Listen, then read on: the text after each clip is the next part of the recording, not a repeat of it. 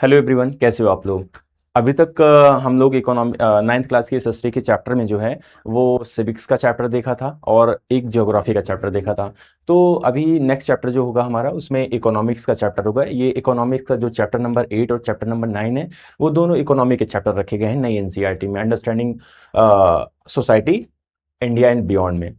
तो इस सीरीज में हम लोग देखते हैं कि इस चैप्टर में ये चैप्टर जो पहला चैप्टर है आपका इकोनॉमिक्स का चैप्टर नंबर 8, ये building blocks in economics the problem of the choice. ये चैप्टर क्या है कि बहुत ही ज़्यादा बेसिक कॉन्सेप्ट आपको समझाने की कोशिश की जा रही है इस चैप्टर में। और ये चैप्टर में इकोनॉमिक्स के जो बेसिक बेसिक टर्म्स हो गए, जैसे what is economy, what is resources, what is survey, what is data, what is market, ये सब चीज़ें आपको समझाने की कोशिश की जा रही है इन चैप्टर्स में स्पेसिफिकली। तो अभी हम लोग देखते हैं एग्जाम्पल्स, काफ़ी सारे एग्जाम्पल्स दिए गए हैं, तो ये सब चीज़ें जो है इसके थ्रू हम लोग समझते हैं वन बाय वन। अच्छा, इस चैप्टर को स्टार्ट करते हैं एक एग्जाम्पल से। सपोज आप आपके स्कूल्स में, या आप स्कूल जाते हो, स्कूल जाने के लिए आपको कौन कौन सी चीज़ों की ज़रूरत पड़ती है। जैसे आपको बुक की ज़रूरत पड़ती है, फिर इसके बाद देखा जाता है कि आपको ड्रेस की भी ज़रूरत पड़ती है, फिर उसके बाद आपके जो पेन हो गया, पेंसिल हो गया, बैग हो गया, इन सभी चीज़ों की क्या पड़ती ज़रूरत पड़ती है। अगर स्कूल्स काफ़ी ज़्यादा दूर हुआ तो आपको ट्रांसपोर्टेशन की भी फैसिलिटी चाहिए होती है। तो ये सारी चीज़ें जो आप देख रहे हो, ये क्या है, ये आपकी नीड को, या आपकी जो नीड है उसको फिलफिल कर रहा है ये, राइट। तो मेरा कहने का मतलब, ये जितनी भी चीज़ें मैंने अभी आपके स्कूल जाने में जो भी चीज़ें यूज हो रही हैं, वो सारी चीज़ें क्या है, वो सारी चीज़ें रिसोर्सेज हैं। तो रिसोर्सेज, यहाँ पे रिसोर्सेज जो है हमारे, वो दो फैक्टर से हम लोग उसको देखते हैं। पहले फैक्टर्स ये कि ऐसे रिसोर्सेज जिनकी हमें नीड है, राइट, फर्स्ट, और ऐसे रिसोर्सेज जो हमारी वांट है। नीड और वांट में बहुत ही बेसिक डिफरेंस है। नीड वो होता है जिसमें जो हमारे बेसिक एसेंशियल चीजें होती हैं, जिसकी वजह से हम एग्जिस्ट कर पा रहे हैं। और वांट क्या होता है, वांट अनलिमिटेड होता है। अनलिमिटेड कहने मतलब, मेरी आपकी इच्छा हो सकती है, अगर आपकी बस में हो तो आप चार्टर्ड प्लेन भी परचेज करना चाहते हो, फिर एयरप्लेन परचेज करना चाहते हो, राइट। ये सारी चीजें क्या दिखा रही हैं, ये सारी चीजें वांट्स होती हैं, कि आपकी इच्छाएं हैं। तो जो इच्छाएं होती हैं वो अनलिमिटेड होती हैं, लेकिन जो नीड होती है वो लिमिटेड होती है, राइट। तो यहाँ पे रिसोर्सेज सबसे पहले हम लोगों ने देखा, रिसोर्सेज। अब इसी चीज को हम लोग समराइज करते हैं, तो एक लाइन में समराइज करने के लिए बोला जाएगा, जो ह्यूमन की नीड होती है वो रिसोर्सेज होता है, राइट। ह्यूमन नीड को फुलफिल करने वाली जो चीजें होती हैं वो क्या है, रिसोर्सेज है, राइट। अब रिसोर्सेज को देखने का दो पर्सपेक्टिव है। पहला ये है कि जो ह्यूमंस होते हैं उनकी वांट्स क्या होती है, और दूसरा उनकी नीड क्या होती है। तो नीड जो होती है वो लिमिटेड होती है, और जो वांट होता है वो अनलिमिटेड होता है, राइट। तो इसी के साथ हम लोग चैप्टर को स्टार्ट करते हैं और देखते हैं बेसिक बेसिक डेफिनेशन इस चैप्टर्स में किस किस एग्जाम्पल के थ्रू जो है दिया गया है, किन किन एग्जाम्पल के थ्रू जो है इस चैप्टर में जो है बेसिक बेसिक डेफिनेशन को समझाया गया है।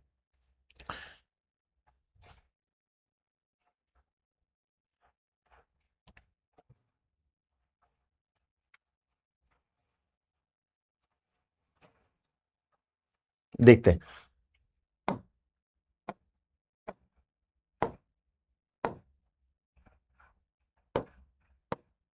सबसे पहले ये देखते हैं कि नीड क्या होता है।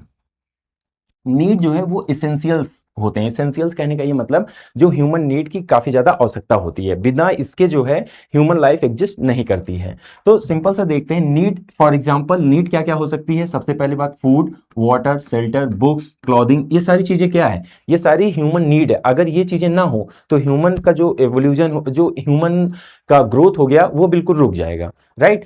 वो एग्जिस्टेंस ही हट जाएगा। अगर किसी के पास फूड ना हो तो क्या एग्जिस्ट कर पाएगा ह्यूमन, नहीं। ह्यूमन सोसाइटी एग्जिस्ट कर पाएगी, नहीं कर पाएगी। वाटर नहीं होगा तो क्या ह्यूमन लाइफ एग्जिस्ट करेगी अर्थ पे, नहीं कर सकती है।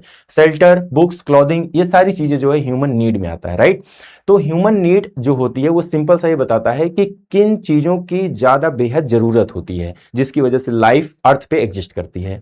दूसरा चीज हम लोग देखते हैं, वांट। अब ये वांट क्या होता है, वांट जो है वो अनलिमिटेड होता है। वांट वांट कह सकते हो कि एक तरीके की चॉइस होती है।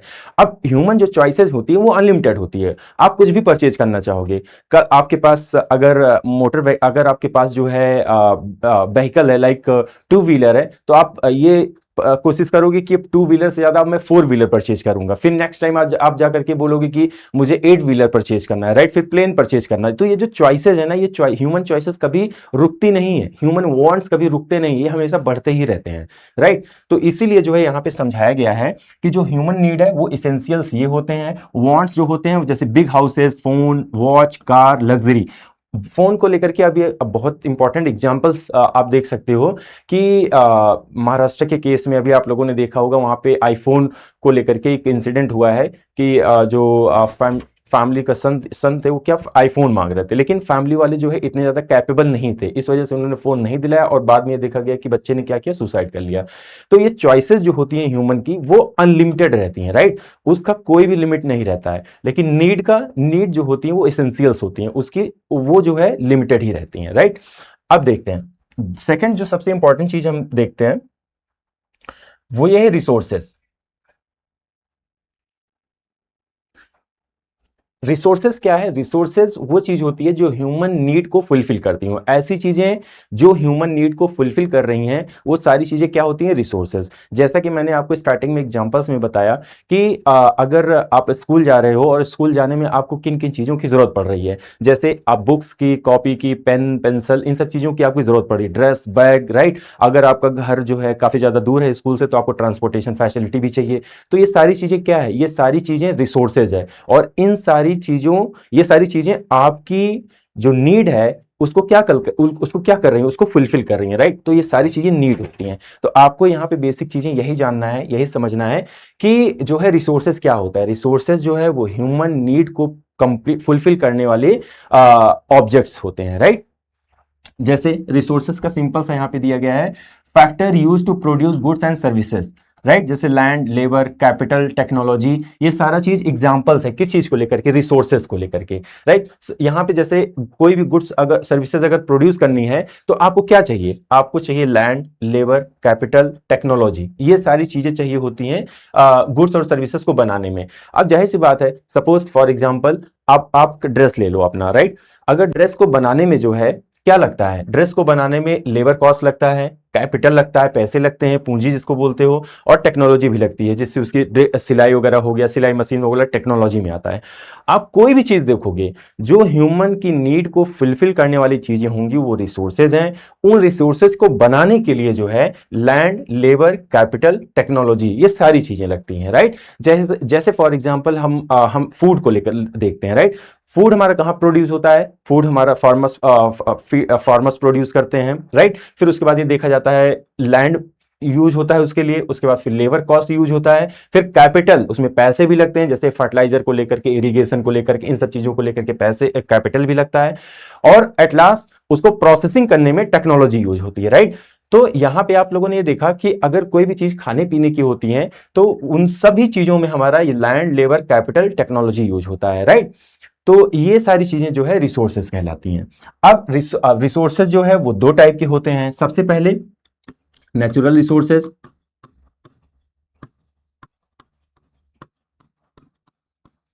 और दूसरा मैन मेड।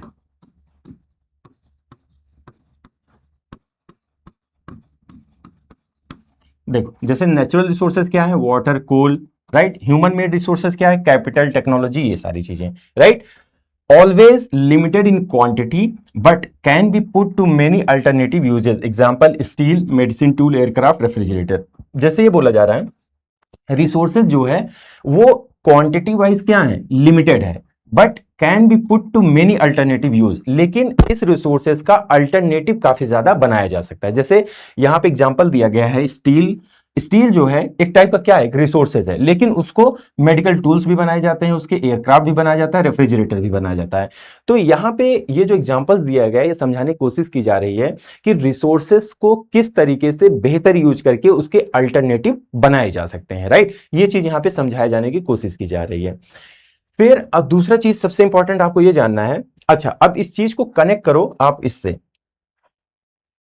आप समझने की कोशिश करो। ये जो नीड एंड वांट दिया गया था उसके साथ में रिसोर्सेज क्यों जो है समझाया गया। इसके बाद देखो यहाँ पे ये बताए जाने की कोशिश की जा रही है कि अब हमारी जो नीड है वो नीड तो इसेंशियल होती ही होती है, लेकिन हमारी वांट्स भी फुलफिल, अब जो वांट्स होती है उसको फिलफिल करने के लिए हमें बहुत सारे अल्टरनेटिव ऑब्जेक्ट्स भी चाहिए होते हैं, राइट।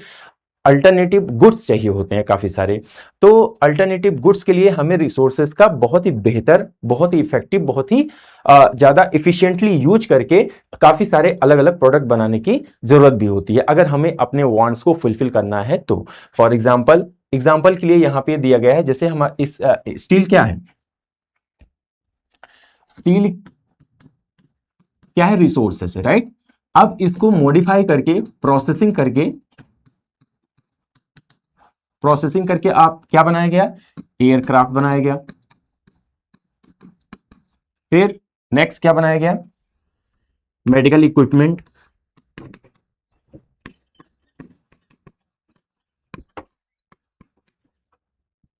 फिर नेक्स्ट क्या देखा गया, रेफ्रिजरेटर।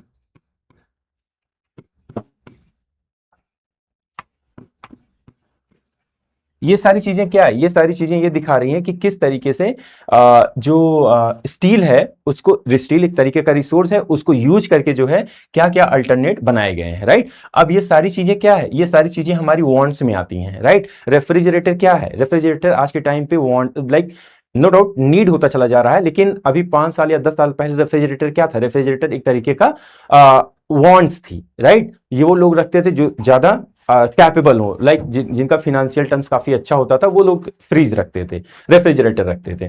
तो अभी क्या है कि हमारी जो वांट्स है उसको भी फुलफिल करना जरूरी है, उसके साथ साथ नीड जो है उसको फुलफिल करना तो कंपलसरी है ही, राइट। तो यही सारी चीजें हम लोग देखते हैं इसमें रिसोर्सेस को लेकर के। इसीलिए जो नीड एंड वांट का एग्जांपल आपको बताया गया है वो इसी चीज को समझाने के लिए बताया गया है कि रिसोर्सेस, नीड और वांट्स में क्या डिफरेंस होता है। सपोज आप स्कूल जा रहे हो और आपका स्कूल जो है घर से 10 किलोमीटर दूर है, राइट। और आपके पास दो ऑप्शन है, एक ऑप्शन है कि आप बाइसाइकिल से जाओ और दूसरा ऑप्शन ये है कि आपके पास स्कूल से बस की फैसिलिटी है, ट्रांसपोर्टेशन है, आप बस से जा सकते हो। लेकिन बस से जाने में आपको जो है ज़्यादा पे करना पड़ेगा, 1000 रुपी। और साइकिल से जाने में ये है कि आपको टाइम भी ज़्यादा देना पड़ेगा और टाइम के साथ साथ में जो है आप ज़्यादा फिजिकली जो है थोड़ा टायर्ड भी हो जाओगे, स्कूल पहुंचोगे, राइट।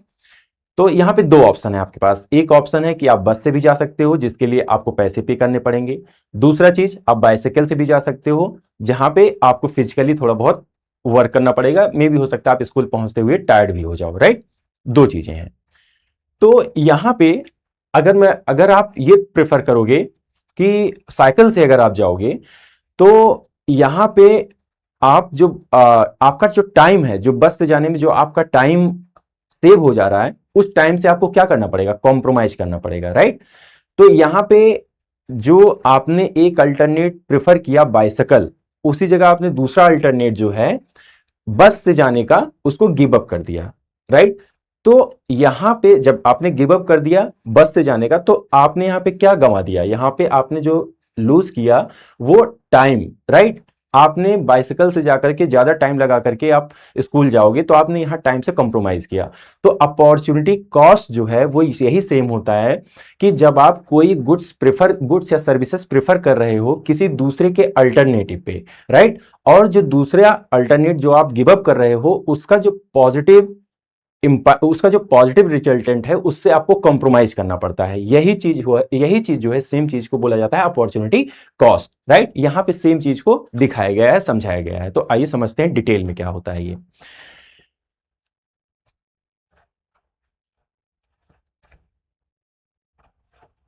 देखो, अपॉर्चुनिटी कॉस्ट क्या है, बहुत इस इजी लैंग्वेज में अगर हम जानेंगे इस चीज को, अगर देखते हैं तो अपॉर्चुनिटी कॉस्ट क्या होता है,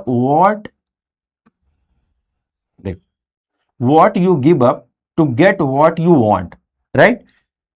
अपॉर्चुनिटी कॉस्ट वही बोला जाता है। अगर इस लाइन से सेम एनसीईआरटी का ही कॉन्सेप्ट लिया गया है, इस लाइन को अगर हम सिंपल सा लिखने की कोशिश, सिंपल देखते हैं, आपकी बुक में एक एग्जांपल लिया गया है। Example, spending pocket money on snacks means giving up saving it for new shoes. जैसे सपोज फॉर एग्जांपल आपके पास मनी है, राइट। और मनी से आपके पास दो ऑप्शन है कि या तो आप उस मनी का स्नैक्स यूज कर सकते हो, स्नैक्स खा सकते हो, और दूसरा या तो आप उस मनी को जो है सेव करके जो है शूज परचेज कर सकते हो, शू परचेज कर सकते हो। तो आपने क्या किया, जैसे एग्जांपल में बताया गया है कि आपने सारा पैसा कहां पे इन्वेस्ट कर दिया, आपने सारा पैसा जो है स्नैक्स पे इन्वेस्ट कर दिया, तो जाहिर सी बात है आपको स्नैक्स का बेनिफिट तो मिलेगा, आप उसको खाओगे, नो डाउट, अच्छी चीजें हैं, जो भी चीजें हैं, लेकिन आपको गिव अप करना पड़े, आपको जो है अपनी सेविंग से क्या करना पड़ेगा, गिव अप करना पड़ेगा, जो कि आपकी सेविंग किस पे इन्वेस्ट की जा किस पे स्पेंड की जा सकती थी, शू पे, राइट। तो इसलिए जो है यहां पे क्या किया, आपने स्नैक्स को प्रेफर किया शू के अल्टरनेटिव पे, राइट। तो यहां पे अपॉर्चुनिटी कॉस्ट जो थी वो क्या था, आपकी सेविंग्स, आपकी सेविंग क्या हो जाएगी, यहां पे खत्म हो जाएगी, राइट। तो इसी चीज को अल्टरनेट अपॉर्चुनिटी कॉस्ट बोला जाता है, जहां पे आप एक गुड्स या सर्विस को प्रेफर करते हो कंपैरेटिवली दूसरे गुड्स और सर्विसेज की। Simple, clear.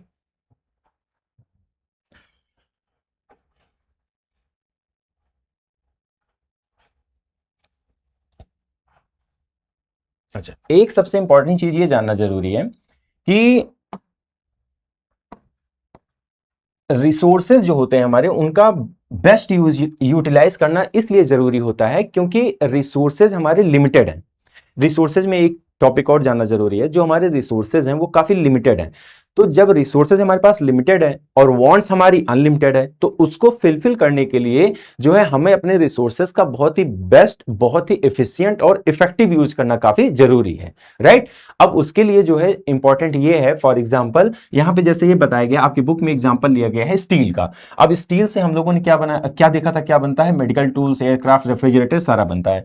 अब यहां पे सेम उसी एग्जांपल को थोड़ा सा और एक्सप्लेन किया। The same limited resources can be used in many ways.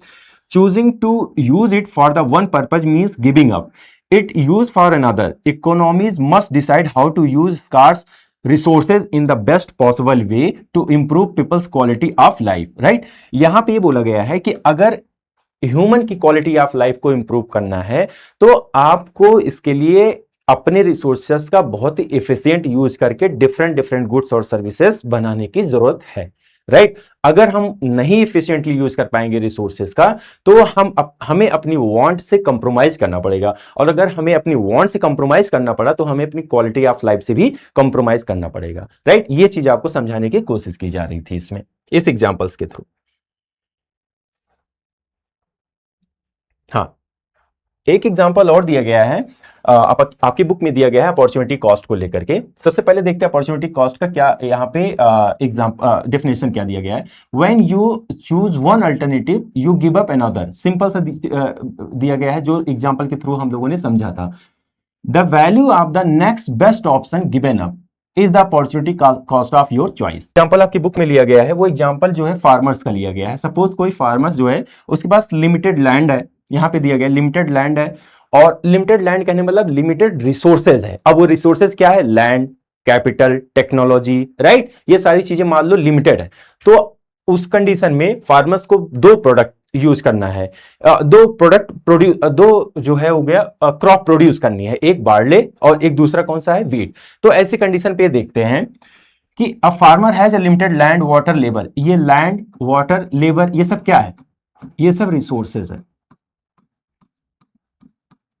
right, and must choose how much barley and wheat to grow. Growing more barley means giving up some wheat. That sacrifice wheat is the opportunity cost of growing extra barley. तो यहां पे ये simple सा दिया गया है कि अगर किसी फार्मर्स के पास लिमिटेड रिसोर्सेज हैं, और रिसोर्सेज किस फॉर्म में है, लैंड, वाटर और लेबर के फॉर्म में, राइट। यही चीज बेसिक होता है किसी क्रॉप को प्रोड्यूस करने में। अगर ये लिमिटेड है और फार्मर्स को दो क्रॉप प्रोड्यूस करनी है, बार्ले और वीट, तो ऐसी कंडीशन में देखा जाता है कि अगर ज्यादा से ज्यादा बार्ले प्रोड्यूस करेगा, तो अगर अपने लैंड पे ज्यादा से ज्यादा क्रॉप प्रोड्यूस, बार्ले प्रोड्यूस करने की कोशिश करेगा फार्मर्स, तो जो वीट प्रोडक्शन के लिए लैंड बचेगी वो कम बचेगी। अब जब वीट प्रोडक्शन के लिए लैंड कम बचेगी, तो जाहिर सी बात है वीट का प्रोडक्शन काफी कम होगा। तो यहां पे यही समझाने को, या दूसरे केस में देखा जाता है अगर ज्यादा से ज्यादा वीट आप प्रोड्यूस करोगे तो ज्यादा से ज्यादा लैंड पे आपको प्रोड्यूस करना पड़ेगा।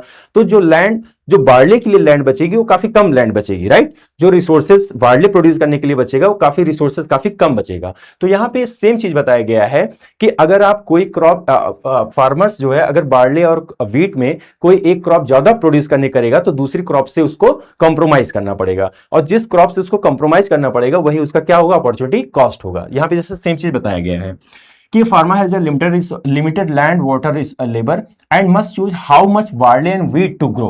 Growing more barley means giving up some wheat.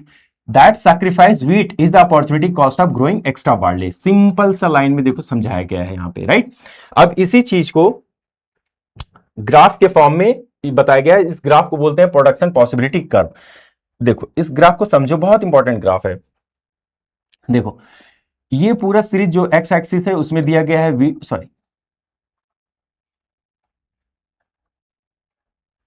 X axis पे दिया गया है व्हीट प्रोडक्शन इन केजी और बार्ली प्रोडक्शन इन केजी। तो देखो अगर फार्मर्स जो है, अगर फार्मर्स को 100 केजी व्हीट चाहिए, राइट, अगर 100 केजी व्हीट चाहिए मतलब कंप्लीट लैंड पे उसको व्हीट प्रोडक्शन करना पड़ेगा।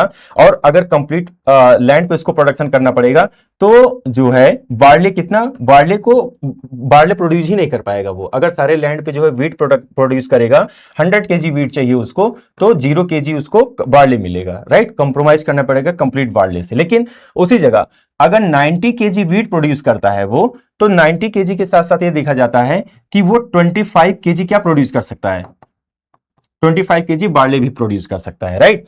अगर वो 70 केजी व्हीट प्रोड्यूस कर रहा है तो बार्ले 50 केजी प्रोड्यूस कर सकता है। मेरी बात समझे? तो ये चीज समझना बहुत ज्यादा जरूरी है कि जो है आप अगर व्हीट और बार्ले में अगर आप व्हीट ज्यादा प्रोड्यूस कर रहे हो तो बार्ले से कंप्रोमाइज करना पड़ेगा, बार्ले ज्यादा प्रोड्यूस कर रहे हो तो व्हीट से कंप्रोमाइज करना पड़ेगा।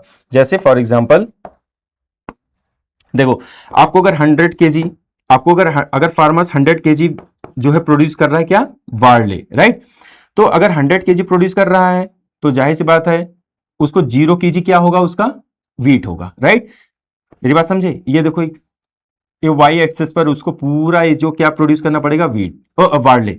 अगर उसी जगह देखा जाए 75 केजी अगर वो बार्ले प्रोड्यूस कर रहा है तो वो 40 केजी क्या प्रोड्यूस कर सकता है, वो 40 केजी व्हीट प्रोड्यूस कर सकता है। सी पे देखते हैं, अगर वो जो है बार्ले 50 केजी प्रोड्यूस कर रहा है तो 90 केजी व्हीट भी प्रोड्यूस कर सकता है वो, राइट। तो इसी तरीके से ये एक्सिस ये जो है ग्राफ बनाने की कोशिश की गई है आपकी बुक में।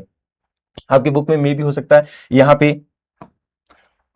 20, 40, 60, 80, 100 ऐसे दिया है। यहाँ पे भी ऐसे 20, 40, 60, 80 एंड 100 आगे दिया गया है। तो वही सेम चीज चलेगा। अगर जो है आप 20 केजी व्हीट प्रोड्यूस कर रहे हो तो मे भी हो सकता है आप 60 केजी जो है क्या प्रोड्यूस कर सको, बार्ले। आप जो है 60 केजी जो है व्हीट प्रोड्यूस कर रहे हो तो मे भी हो सकता है आप जाकर के 40 केजी क्या प्रोड्यूस कर सको, बार्ले, राइट। यही सेम चीज इस ग्राफ में समझाने की कोशिश की गई है कि अगर एक चीज को आप प्रोड्यूस करोगे तो दूसरी चीज से आपको क्या करना पड़ेगा, कॉम्प्रोमाइज करना पड़ेगा, राइट। और इसी को बोलते हैं प्रोडक्शन पॉसिबिलिटी कर्व। अब सेम चीज देख लेते हैं कि इस आपकी बुक में क्या लिखा है, a curve showing the different combination of two goods can be produce showing all available resources efficiently, right. Simple सा दिया गया है इसमें।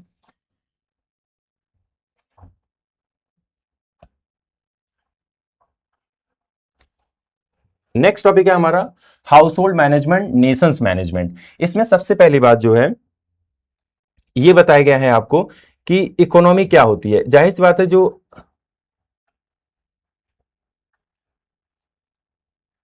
देखो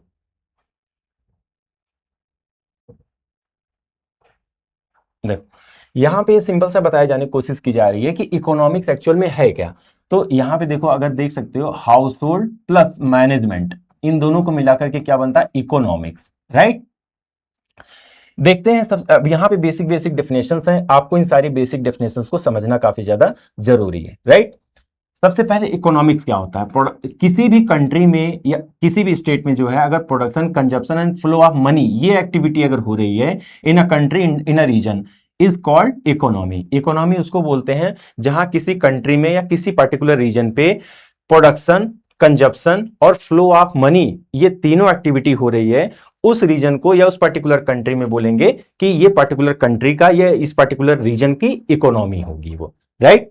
दूसरा चीज इकोनॉमिक एंटिटी क्या होता है। इकोनॉमिक एंटिटी कहने का मतलब इकोनॉमी में इंपॉर्टेंट स्टेक होल्डर कौन कौन होते हैं। जैसे कंज्यूमर, प्रोड्यूसर, गवर्नमेंट या गवर्नमेंट इंस्टीट्यूशंस या फिनेंशियल इंस्टीट्यूशंस। जैसे कंज्यूमर क्या है कि अगर मान लो गुड्स आपने प्रोड्यूस किया लेकिन उसको कंज्यूम करने वाला कोई है ही नहीं, यूज करने वाला कोई है ही नहीं, तो क्या वो इकोनॉमी रन कर पाएगी? सपोज बहुत सारे जो है ड्रेस बनाए गए, बहुत सारे बाइसिकल बनाया गया, लेकिन अगर यूज करने वाले है ही नहीं वहां पे, तो क्या उस इकोनॉमी को कोई मतलब होगा?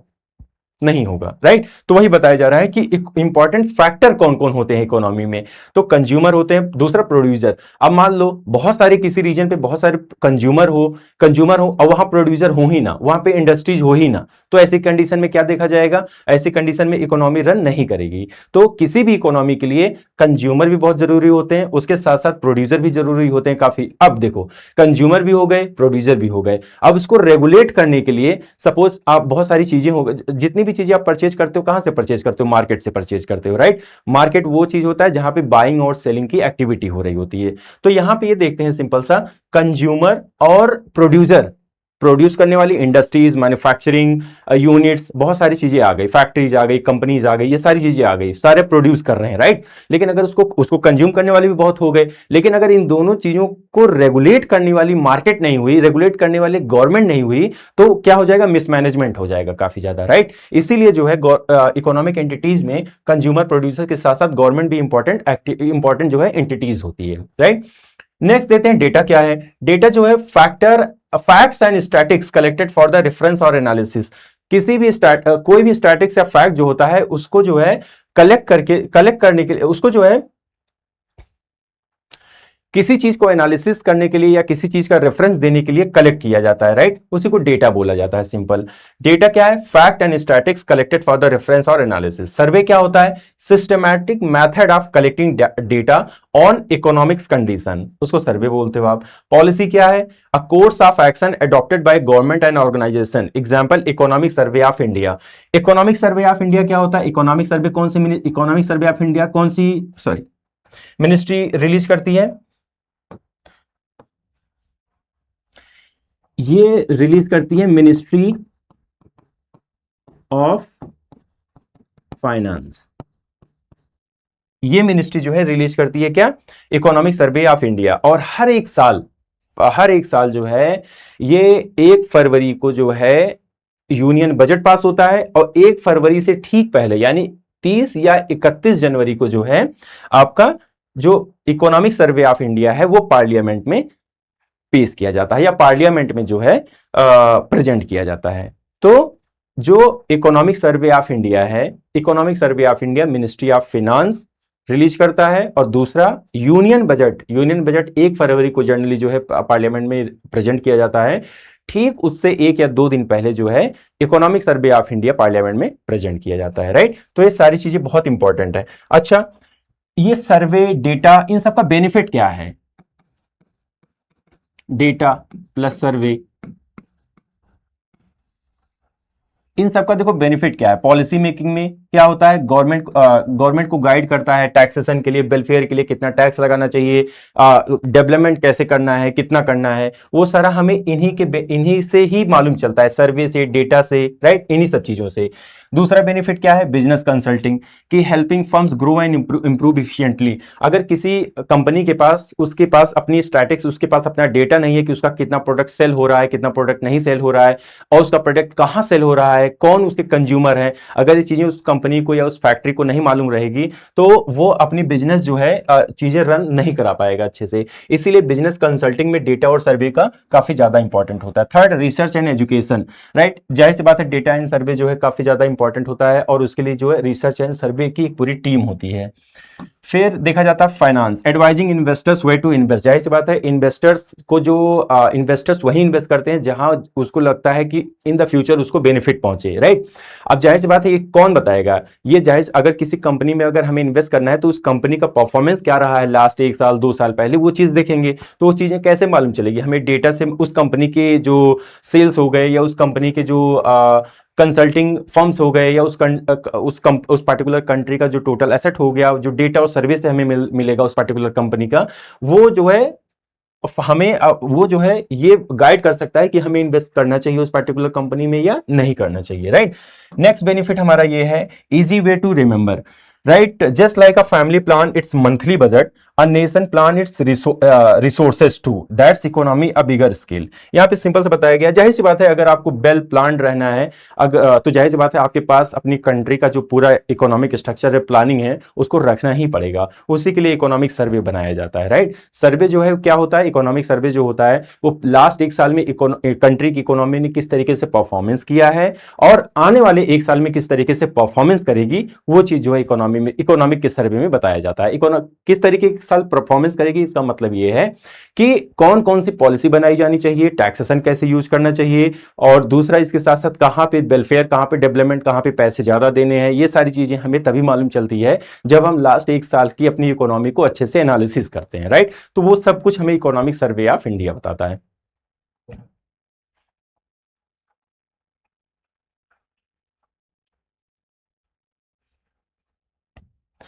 नेक्स्ट टॉपिक हमारा बहुत इंपॉर्टेंट है, नेक्स्ट को है ये की क्वेश्चन इन इकोनॉमी, राइट। इसमें सबसे इंपॉर्टेंट ये है कि scarcity forces every economy to choose. मतलब यहाँ पे ये है, स्कार्सिटी कहने मतलब है अपने पास जो रिसोर्सेज है लिमिटेड है। जब लिमिटेड रिसोर्सेज हैं तो जाहिर सी बात है अपने यहाँ पे स्कार्सिटी काफी ज्यादा रहेगी। स्कार्सिटी का ये मतलब है, सॉरी, स्कार्सिटी का ये मतलब है कि अपने यहाँ पे रिसोर्सेज लिमिटेड हैं, सिंपल सा, और कोई खास मतलब नहीं है इसका। जब हमारे पास, जब हमारी वांट अनलिमिटेड हो और रिसोर्सेज लिमिटेड हो, तो इस कंडीशन पे ये देखा जाता है कि स्कार्सिटी के चांसेस काफी ज्यादा रहते हैं। और उसके साथ साथ ये भी देखा जाता है हमें अपनी चॉइसेस भी जो है किस तरीके से फुलफिल करनी चाहिए, तो वो चीज बताया जाएगा हमारा। अब ये अगर कंडीशन आती है तो इस कंडीशन में हम प्रेफर करेंगे कि हमें क्या प्रोड्यूस करना चाहिए, किसके लिए प्रोड्यूस करना चाहिए और किस तरीके से प्रोड्यूस करना चाहिए। ये तीनों प्रोसेस जो है हमें जो है ये बताता है कि हमें अपने रिसोर्सेस को बहुत ही इफिशिएंटली, बहुत ही इफेक्टिवली यूज करना चाहिए ताकि हम अपनी चॉइसेस को भी फुलफिल कर सकें और स्कार्सिटी से क्या सके, बच भी सकें, राइट। तो पहला जो है व्हाट टू प्रोड्यूस, उसमें देखा जाता है कि which goods and services and how much should be produce. इसमें देखा जाता है कि सपोज अगर किसी कंट्री में कंज्यूमर है 5, राइट, या फैमिली में ही ले लो, सिंपल सा फैमिली का ले लो। अगर फैमिली मान लो सपोज डिनर आपके घर पे प्रिपेयर हो रहा है और खाने के लिए है सिर्फ जो है 5 मेंबर, और ये देखा जाता है कि आपने जो है 100 लोगों के लिए आपने क्या बना दिया, फूड बना दिया, तो क्या होगा, फूड वो वेस्ट हो जाएगा। उसी तरीके से देखा जाता है अगर मान लो किसी कंपनी की सेल जो है जनरली जो है, सपोज मान लो कोई कंपनी कार बना रही है, राइट। अब वो कार हर एक साल जो है 100 कार बना रही है और 100 कार में देखा जाता है कि उसका 100 कार 95 98 कार उसका हर एक साल सेल भी हो रहा है। लेकिन वो एक पर्टिकुलर ईयर में उन्होंने 1000 कार बना दिया और सेल उसका हुआ कितना, 95 98, इसी के अराउंड में एवरेज सेल हुआ। तो बाकी कार क्या होगा, बाकी कार वेस्ट हो जाएगा। और वो कार का, वो उनका ही सेल नहीं वेस्ट होगा, वहां पे रिसोर्सेज का वेस्ट हो जाएगा। जो इक्विपमेंट, जो मटेरियल लगा उसको बनाने में, जो लेबर कॉस्ट लगा बनाने में, राइट, जो टाइम लगा बनाने में, वो सभी क्या होगा, वेस्ट हो जाएगा। तो यहां पे यही बोला जा रहा है कि क्या प्रोड्यूस करना चाहिए हमें, राइट। ये चीजें बहुत ज्यादा इंपॉर्टेंट है यहां पे समझना। तो यहां पे देखा जाता है कि क्या प्रोड्यूस करें और दूसरा कितना प्रोड्यूस करें, और शुड भी, और हमें प्रोड्यूस करना भी चाहिए कि नहीं करना चाहिए। एग्जांपल के थ्रू दिया गया है, should farmers grow water intensive sugarcane, high profit का जो कि होता है, और drought resistance millet, save water, better soil, opportunity cost equals to, यहाँ पे क्या हो जाएगा, the forgone benefit of the option not chosen. जाहिर सी बात है यहाँ पे देखा जाता है कि एग्जाम्पल के थ्रू हमें बताया गया कि हमें क्या प्रोड्यूस करना चाहिए, क्या नहीं प्रोड्यूस करना चाहिए। ये बहुत इंपॉर्टेंट है, इसको समझो। यहां पे ये बताया गया है, सपोज 2 एरिया ले लो, एक राजस्थान का एरिया ले लो और दूसरा यूपी का एरिया ले लो। अगर यूपी में प्रोडक्शन किसका ज्यादा होता है, शुगर केन का, और दूसरा राजस्थान में देखा जाता है, राजस्थान में शुगर केन प्रोडक्शन इसलिए नहीं किया जा सकता है क्योंकि वहां पे वाटर, जो सॉइल की वाटर रिटेंशन कैपेसिटी होती है काफी लो होती है, और दूसरा वाटर की भी प्रॉब्लम रहती है वहां पे। लेकिन तो यहाँ पे राजस्थान में मिलेट प्रोड्यूस किया जाता है ज्यादा, और यूपी में मिलेट जो प्रोडक्शन काफी कम किया जाता है। तो अगर यहाँ पे देखा जाए तो अगर हम यूपी में शुगर केन और मिलेट की जगह जो है, अगर शुगर केन प्रोड्यूस करेंगे तो मिलेट से कंप्रोमाइज करना पड़ेगा, और यहाँ पे अगर हम मिलेट प्रोड्यूस कर रहे हैं तो हमें किससे कंप्रोमाइज करना पड़ेगा, शुगर केन से, जो कि होता है दोनों स्टेट में होता है, राइट। यूपी में जो है मिलेट से कंप्रोमाइज करते हैं लोग, फार्मर्स करते हैं, और राजस्थान में शुगर केन से कंप्रोमाइज करते हैं। शुगर केन से जो प्रोडक्ट हमारे बनते हैं, बाय प्रोडक्ट जैसे शुगर वगैरह हो गया, वो सारा चीज जो है यूपी बिहार से जो है ट्रांसपोर्ट होकर के वहां पे जाता है, राजस्थान हो गया या महाराष्ट्र हो गया, यहाँ सब जाता है, राइट। तो ये क्या है, ये दिखा रहा है व्हाट टू प्रोड्यूस, कहाँ क्या, जाहिर सी बात है यूपी में क्लाइमेट क्या है, वो शुगर केन जो क्लाइमेट है, जो सॉइल है, इरिगेशन फैसिलिटी है, वाटर है, वो शुगर, वो जो है हमारा किससे किसके लिए बेनिफिट करता है, शुगर केन के लिए। और राजस्थान में जो है वो मिलेट के लिए बेहतर क्लाइमेटिक कंडीशन है, तो जाहिर सी बात है आप यहाँ पे शुगर केन प्रोड्यूस करोगे और यहाँ पे मिलेट्स प्रोड्यूस करोगे, राइट। तो यही बोला जाता है। अब जाहिर सी बात है अगर आप एक चीज प्रेफर करोगे तो दूसरी चीज से कंप्रोमाइज पड़ना पड़ेगा, राइट। तो यहाँ पे व्हाट टू प्रोड्यूस यही बोला गया। अब यूपी में आप मिलेट लगाओगे तो जाहिर सी बात है आप रिसोर्सेज से कंप्रोमाइज करोगे और आपको उसका बेनिफिट भी नहीं मिलेगा। राजस्थान में अगर आप शुगर केन प्रोड्यूस करोगे तो आप उसका बेनिफिट, आपको जो अपॉर्चुनिटी कॉस्ट होगी वो काफी ज्यादा आपको झेलना पड़ेगा, राइट। आपको लेबर कॉस्ट ज्यादा लगाना पड़ेगा, आपको पैसे ज्यादा लगाने पड़ेंगे, और इसके साथ साथ ये देखा जाएगा लैंड भी वेस्ट जाएगी। तो यहाँ पे अपॉर्चुनिटी कॉस्ट काफी जीरो हो जाएगी, आप अपॉर्चुनिटी कॉस्ट काफी ज्यादा हो जाएगी आपकी। फिर ये देखा जाता है फॉर होम टू प्रोड्यूस, मतलब किसके लिए प्रोड्यूस करना है। अब सपोज मान लो, देखो एग्जांपल के थ्रू दिया गया है, who benefits from the goods produce, producers target different income group and need, for example shoes. अब स्कूल के बच्चे, अगर मान लो किसी एरिया में स्कूल के बच्चे ज्यादा रह रहे हैं और उस एरिया में कोई कंपनी है जो शू मेकिंग कंपनी है, अब मान लो वो शू मेकिंग कंपनी जो है वो ज्यादा से ज्यादा गुड्स जो है वो वर्किंग क्लास लोगों के लिए बना रही है, एम्प्लॉय के लिए बना रही है, राइट। तो क्या उसका बेनिफिट, क्या वो रिसोर्सेज का अच्छा बेनिफिट कर रहा है? नहीं कर रहा है। जब उसको मालूम है कि उसके एरिया में ज्यादा से ज्यादा क्या है, स्टूडेंट्स हैं, राइट। तो ज्यादा से ज्यादा शूज किसके लिए बनाना चाहिए? स्टूडेंट्स के लिए बनाना चाहिए, राइट, ना कि वर्किंग एम्प्लॉय के लिए बनाना चाहिए। अगर वो कंपनी, वो फैक्ट्री जो है ज्यादा से ज्यादा शू मेकिंग एम्प्लॉय के लिए बनाएगी तो उसको क्या करना पड़ेगा, उसको काफी ज्यादा लॉस झेलना पड़ेगा, और ऐसी कंडीशन में जो है वेस्टेज रिसोर्सेज का काफी ज्यादा होगा। तो वही सेम चीज यहां पे बताई जाने की कोशिश की, right, for whom to produce, right. मतलब हमें इसका भी मालूम होना चाहिए कि हम अपने रिसोर्सेज को किसके लिए यूज करने जा रहे हैं, राइट। नेक्स्ट हमारा है हाउ टू प्रोड्यूस, किस तरीके से हमें प्रोड्यूस करना चाहिए। Which method and factor of production, land, labour, capital, technology to use, मतलब इनका अच्छी तरीके से, एक एफिशिएंट तरीके से यूज करना भी आना चाहिए हमें। अगर मान लो कोई एम्प्लॉय है, सपोज मान लो कोई टेक्नोलॉजिकल कंपनी है या कोई सॉफ्टवेयर कंपनी है, और वहां पे कोई ऐसा एम्प्लॉय है जिसको जो बहुत ज्यादा इफिशियंट नहीं है, टेक्नोलॉजी को लेकर के अवेयर नहीं है, तो क्या होगा, ऐसे सिचुएशन में उस कंपनी को जो है बर्डन झेलना पड़ेगा कि जिस एम्प्लॉय को ये सब चीजें नहीं आ रही उसको पहले ट्रेन करना पड़ेगा, राइट। तो यहां पे यही बताया जा रहा है हाउ टू प्रोड्यूस, किस तरीके से हमें प्रोड्यूस करना चाहिए। जो यही सी बात है, अगर हमें अच्छा प्रोडक्शन चाहिए, अच्छा सर्विसेज चाहिए, तो उसके लिए बहुत एफिशिएंट, बहुत स्किलफुल लोगों की जरूरत भी होनी चाहिए। तो labour intensive, more worker, example agriculture, handicraft, versus capital intensive, more machines, example steel, automobiles, depend on the cost of capital, technology, labour, product type and government loss, right. ये सारी चीजें हमें यहाँ पे बताई गई, बहुत इंपॉर्टेंट समझना है। अगर अनलिमिटेड वांट्स हैं और लिमिटेड रिसोर्सेज हैं तो ऐसे कंडीशन में स्कार्सिटी भी हो सकती है। इसीलिए हमें अपनी चॉइसेस को जो है फुलफिल करने के लिए ये जरूरी है कि हमें क्या प्रोड्यूस करना चाहिए, किसके लिए प्रोड्यूस करना चाहिए और कैसे प्रोड्यूस करना चाहिए, राइट। इन सब चीजों का अंडरस्टैंडिंग हमें होना बहुत ज्यादा जरूरी होता है एक इकोनॉमी में।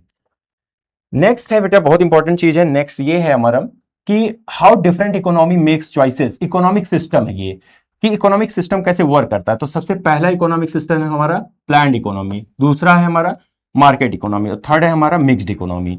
ये जो इकोनॉमी हो, ये बेसिक इकोनॉमी कैसे फंक्शन करती है किसी पर्टिकुलर कंट्री में, वो दिया गया है। तो जैसे प्लान्ड इकोनॉमी जो होती है, यहाँ पे जो डिसीजन लेते हैं, जो प्लानिंग करते हैं, वो कौन प्लान करता है, कौन डिसीजन लेता है ज्यादा, यहाँ पे ज्यादा डिसीजन गवर्नमेंट लेती है, राइट। सेंट्रल अथॉरिटी जो होती है वो डिसीजन लेती है प्लान्ड इकोनॉमी में। तो पहला पॉइंट है प्लान्ड इकोनॉमी का कि यहां सेंट्रल गवर्नमेंट डिसाइड करती है what, how and for whom to produce, right. दूसरा चीज, गवर्नमेंट जो होती है वो मोस्ट रिसोर्सेज जो होती है गवर्नमेंट होल्ड करके रखती है, राइट। जैसे और दूसरा ये भी है कि जो कंपटीशन होता है, वो इनोवेशन जो होता है वो लाइसेंसिंग यहाँ पे रहती है, इस वजह से कंपटीशन और इनोवेशन इतना ज्यादा होने के चांसेस नहीं होते हैं यहाँ पे, राइट। अब जाहिर सी बात है, अगर गवर्नमेंट सब कुछ कंट्रोल करके रखेगी तो उस पर्टिकुलर एरिया में जो इनोवेशन होगा, जो है कंपटीशन होगा, वो थोड़ा सा कम रहेगा, क्योंकि सब कुछ कौन डिसाइड कर रहा है, सब कुछ जो है गवर्नमेंट डिसाइड कर रही है, राइट। तो ये चीजें हैं यहाँ पे। तो प्लान्ड इकोनॉमिक सबसे पहला फीचर ये है कि यहाँ सेंट्रल गवर्नमेंट अथॉरिटी होती है, और दूसरा सेंट्रल गवर्नमेंट ही डिसाइड करती है कि क्या, कितना और किसके लिए प्रोड्यूस करना है, राइट। और जो रिसोर्सेज होते हैं उस पर किसका कंट्रोल रहता है, गवर्नमेंट का। इसीलिए और लाइसेंसिंग वगैरह काफी ज्यादा, जैसे किसी किसी को कंपनी ओपन करना है तो उसको पहले गवर्नमेंट से लाइसेंस लेना पड़ेगा, राइट। लेकिन अभी आगे की इकोनॉमी में देखेंगे, अगर किसी कंपनी को ओपन करना है तो गवर्नमेंट से लाइसेंस बहुत जल्दी मिल जाता है, या कहीं कहीं पे लाइसेंस लेने की जरूरत भी नहीं पड़ती है ऐसी इकोनॉमी में। तो प्लान्ड इकोनॉमी का फीचर सिंपल सा है। प्लान्ड इकोनॉमी का फीचर ये है कि वहां पे सब कुछ सर्वो सर्वा कौन होता है, गवर्नमेंट होती है, right. Next market economy. Market economy में यह देखा जाता है कि यहां पे गवर्नमेंट डिसाइड नहीं करती, यहां कंपटीशन होता है, मार्केट डिसाइड करती है चीजों का प्राइस। यहां पे मान लो कोई गुड्स और सर्विसेज, प्लान्ड इकोनॉमी में अगर मान लो कोई गुड्स है तो उसका प्राइस कौन डिसाइड करेगा, उसका प्राइस जो है सेंट्रल गवर्नमेंट डिसाइड करेगी। लेकिन मार्केट इकोनॉमी में देखते हैं, मार्केट इकोनॉमी में जो डिमांड और सप्लाई होता है, decision made by demand and supply. जाहिर सी बात है मार्केट में जो है डिमांड और सप्लाई के बेस पर डिसीजन लिया जाता है। जैसे सपोज मान लो मार्केट में, सपोज लेट से मार्केट में जो है केवल एक पेन है और परचेज करने वाले 4 लोग हैं, राइट। तो इस पेन का प्राइस क्या होगा, इस पेन का प्राइस काफी ज्यादा बढ़ जाएगा।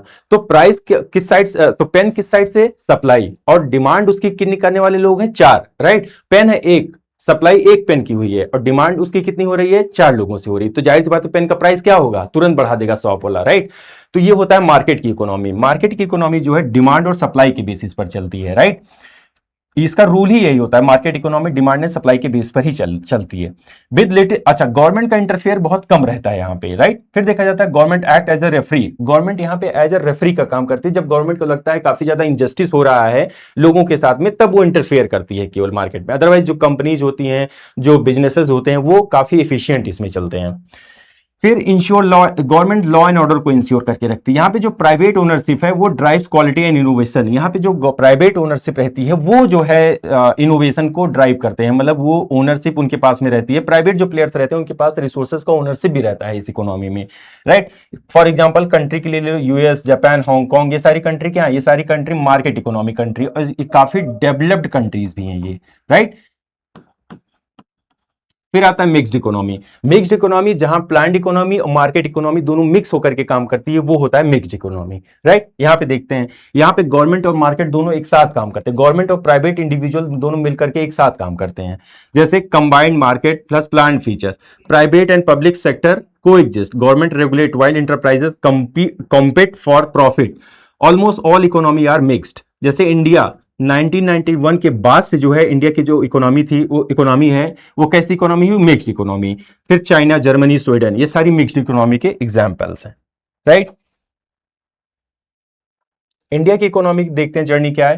Post independence state lead planned economy. India जब आजाद हुआ था तो उसमें ये देखा गया कि इंडिया की इकोनॉमी काफी सेंट्रलाइज प्लान्ड इकोनॉमी थी, मतलब वहां पे जो डिसीजन लेती थी वो गवर्नमेंट डिसीजन लेती थी। जब इंडिया 1947 के बाद जब इंडिया आजाद हुआ, जब कॉन्स्टिट्यूशन लागू हुआ 50, उसके बाद ये देखा गया कि जो इंडिया की इकोनॉमी थी प्लान्ड इकोनॉमी थी, गवर्नमेंट रेगुलेट कर दी सारी चीजें, राइट। लेकिन 1991 के बाद क्या देखा गया कि जो गवर्नमेंट का रेगुलेशन था वो थोड़ा सा स्लो हो गया। वहां पे जो प्राइवेट ओनरशिप, जो बिजनेस करने वाले लोग थे, जो कंपनी ओनरशिप वाले लोग थे, उनको भी मौका दिया गया कि वो मार्केट में जो है जा सके, और कंपटीशन और इनोवेशन 1991 के बाद काफी ज्यादा बढ़ भी गया। गवर्नमेंट क्या करती है, गवर्नमेंट सिर्फ एज अ रेफरी का काम करती थी कि लॉ एंड ऑर्डर को मेंटेन करके रखना, और जहां पे ये लगना कि कोई वीकर सेक्शन है, उसके साथ इंजस्टिस हो रही है मार्केट के थ्रू, तो एज अ मीडिएटर बन करके जो है रहना, राइट। उस इनजस्टिस को कम करके रखना, राइट, या रिड्यूस या खत्म करके रखना, गवर्नमेंट का इतना ही रोल रह गया था।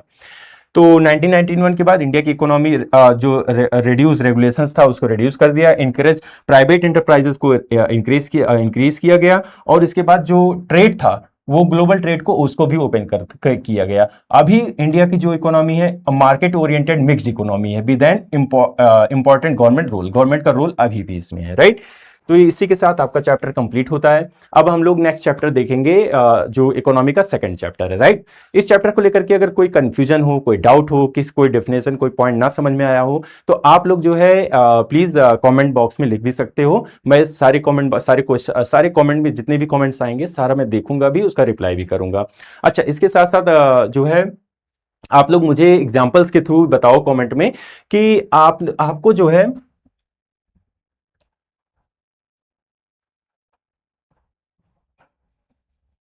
आप मुझे एग्जांपल्स के थ्रू बताओ, क्या आपको कभी कोई गुड्स, आपने दो गुड्स हो और आपने एक को प्रेफर किया हो जिसकी वजह से आपने दूसरी गुड्स से अपॉर्चुनिटी कॉस्ट जो है आपकी, सॉरी, आप मुझे एग्जांपल्स के थ्रू, एक रियल लाइफ एग्जांपल्स के थ्रू बताओ कि अपॉर्चुनिटी कॉस्ट आपने कहां पे जो है यूज हुआ है आपकी रियल लाइफ में, राइट, जहां पे आपने कोई गुड्स प्रिफर किया हो और दूसरी गुड्स के कंपेयर में। Thank you so much for watching, keep supporting, keep watching, thank you so much.